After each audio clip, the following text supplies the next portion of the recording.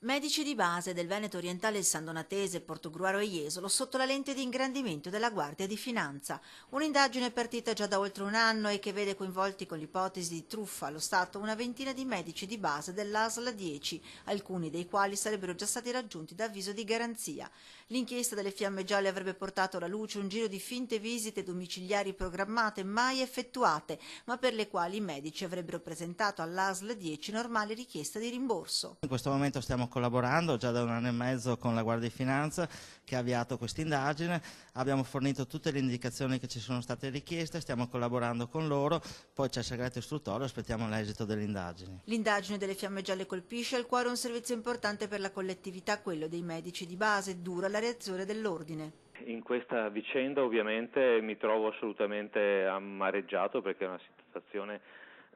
odiosa dal punto di vista generale anche del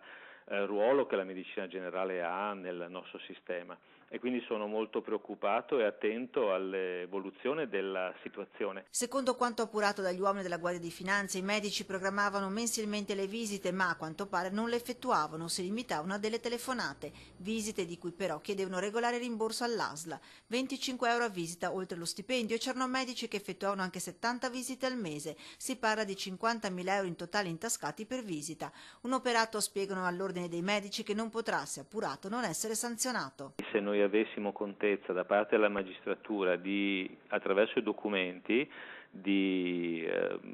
per problemi intercorsi nello svolgimento del lavoro, ci sono ovviamente risvolti deontologici molto importanti, molto rilevanti e ipotesi gravi ovviamente. Sul territorio, spiegano dall'ASL 10, sono circa 900 le persone che usufruiscono del servizio di assistenza domiciliare integrata, soggetti disabili, anziani o con patologie per cui non possono recarsi in ambulatorio e vagliate da una commissione specifica dell'ASL, commissione che poi affida ai medici di base appunto le cosiddette visite programmate, un danno d'immagine ma anche economico per l'ASL 10 e per la comunità. Per questo, a fine indagine, l'azienda sanitaria è pronta all'azione. Ovviamente noi ci costituiremo parte civile e chiederemo i danni che i nostri cittadini hanno subito.